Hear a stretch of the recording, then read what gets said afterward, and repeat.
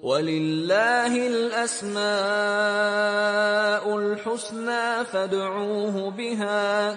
Assalamu alaikum wa rahmatullahi wa barakatuh. Nahmaduhu wa nusalli ala rasulihil kareem. Amma ba'd. Fa'auzu billahi minash shaitanir rajim. Bismillahir rahmanir rahim. Rabbi shrah li sadri wa yassir li amri wahlul 'uqdatam min lisani yafqahu qawli. Lecture number 12, Al-Mu'min. Today we will talk about the name of Allah subhanahu wa ta'ala, Al-Mu'min, insha'Allah. Al-Mu'min, the giver of peace. It means he is the one who gave peace to people and who will not wrong even one of his creatures. Allah says, إِنَّ اللَّهَ لَا يَظْلِمُ مِثْقَالَ ذَرَّةٍ وَإِن تَكُ حَسَنَةً يُضَاعِفْهَا وَيُؤْتِ مِن لَّدُنْهُ أَجْرًا عَظِيمًا. Translation: Verily, Allah does not wrong even an iota, and if there is any good, He multiplies it many times and bestows a great reward from Himself.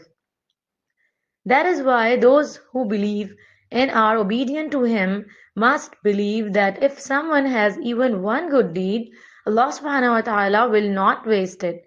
God willing, He will keep them in His peace. Those things that lead to peace for people, first among them is that Allah subhanahu wa ta'ala will give peace to His friends, the people of faith.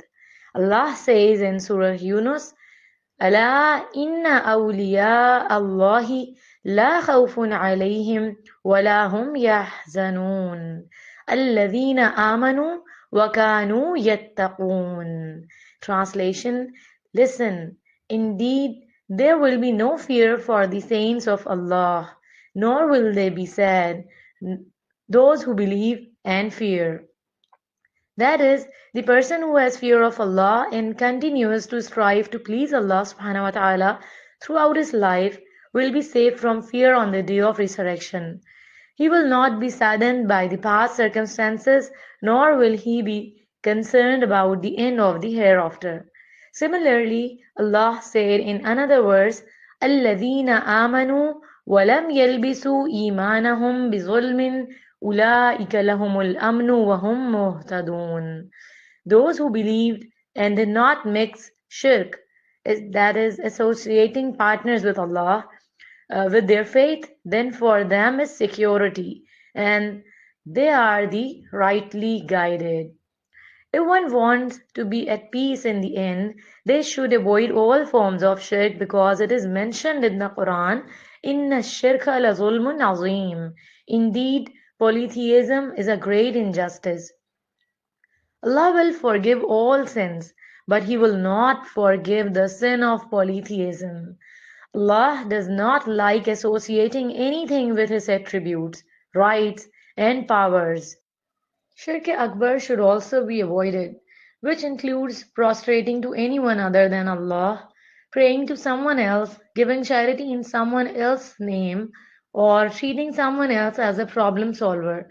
All these things fall into shirk. Similarly, hypocrisy was also declared as shirk. So, a person should not pray in the name of Allah or make a sacrifice while considering themselves good in their hearts. This should also be avoided. Similarly, Allah subhanahu wa ta'ala helps His saints, His righteous servants, and His prophets in this world.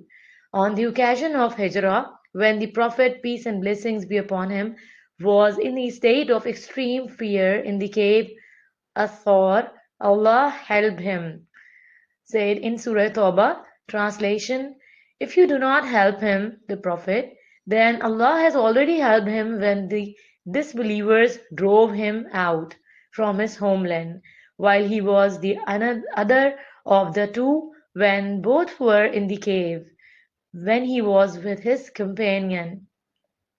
They were saying, Do not grieve, surely Allah is with us. So Allah sent down His comfort on him and helped him with armies that you did not see. And He lowered the speech of the disbelievers and exalted the speech of Allah. Exalted is He, and Allah is mighty, wise. Similarly, the history of all prophets tells us how Allah helped them in times of extreme difficulty and fear. For example, how Nuh alayhi salam and his companions were saved, how Allah made the blazing fire for Ibrahim, peace be upon him, cool and peaceful for him, and how Allah provided peace to other prophets in times of difficulty. Allah has also promised to give peace to the companions by helping them on the occasion of the Battle of Badr. As stated in the Quran, إِذْ يُوحِي رَبُّكَ إِلَى الْمَلَائِكَةِ أَنِّي مَعَكُمْ فَثَبِّتُوا الَّذِينَ آمَنُوا. Translation: Remember, O Prophet, when your Lord used to send revelations to the angels that I am with you, you should prove to the Muslims. Allah also gave peace to the believers even in Barzakh, the intermediate state after death but before the day of resurrection. It is said in the Hadith that if the deceased is a righteous person, the angels lift him up and place him in the grave in such a way that there is no fear or panic over him. This is because of the believer's faith, which makes that time of loneliness and the place of darkness peaceful for them. Likewise, on the day of judgment, such people will not be in a state of panic. Allah subhanahu wa ta'ala says, لا يحزنهم الفزع الأكبر وتتلقاهم الملائكة هذا يومكم الذي كنتم توعدون. Translation: Even great panic will not make them sad. The angels will come them saying, This is your day, which was promised to you. On the day of judgment, while everyone will be worried, believers will be at peace with this problem. May Allah grant us peace.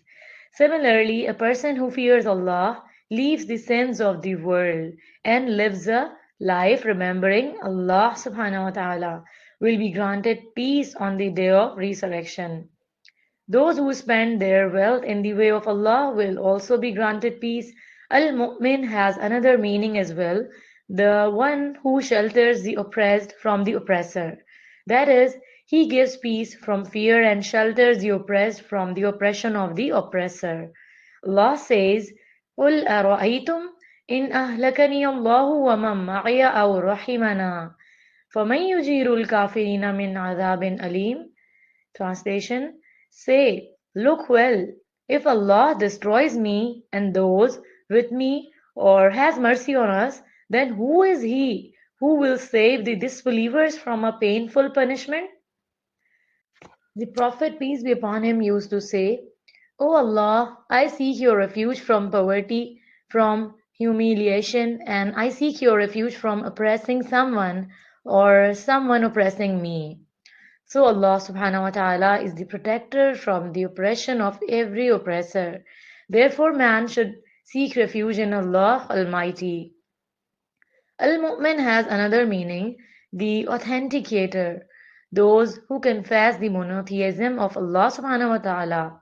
Allah subhanahu wa ta'ala will confirm this truth for them and grant them salvation because Allah subhanahu wa ta'ala is the only one who has declared his monotheism. We also know from a hadith that Allah makes his servants' assumption about himself true. The hadith states, I am with my servants thought of me, and I am with him who remembers me. If he remembers me in his heart, then I remember him in my heart. If he remembers me in congregation, I remember him in a better congregation. And if he is nearer than a yard, I am nearer to him by a span of 2 hands. I do not disappoint him. I do not leave him alone. I help him beyond his expectations. Whoever thinks, my Lord will surely help me, I make his thought come true and help him.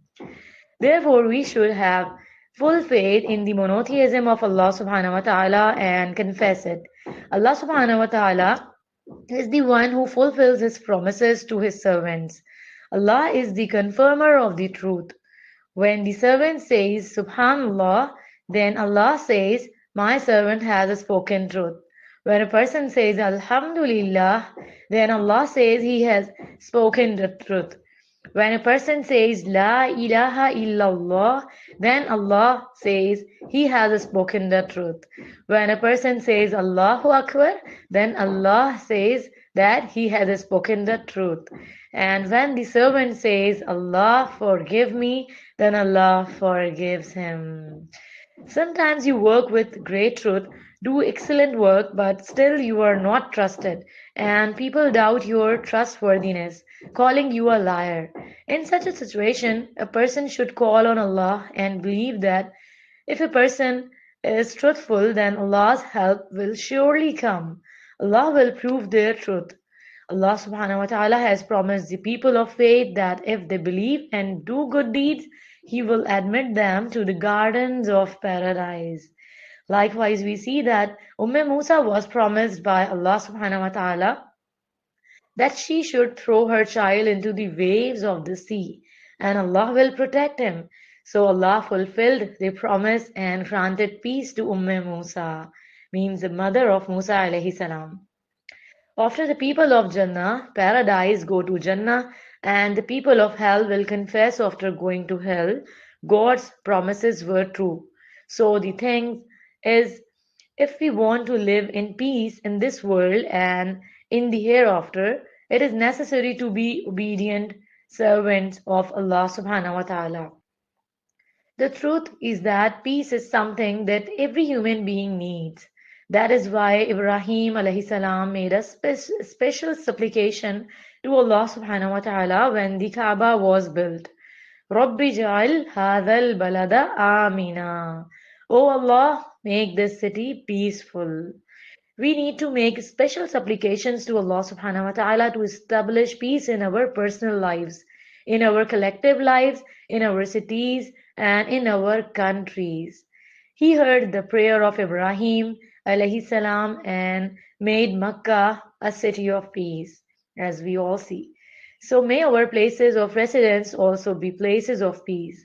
It is only Allah, the Exalted, who removes the anxiety and restlessness from our hearts.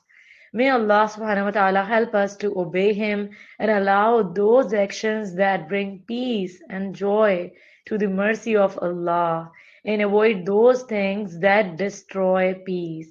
Peace is very important for building and development, for the welfare of this world, and for the success in the hereafter. May Allah bless us with peace. وآخر دعوانا أن الحمد لله رب العالمين سبحانك اللهم وبحمدك نشهد أن لا إله إلا أنت نستغفرك ونتوب إليك السلام عليكم ورحمة الله وبركاته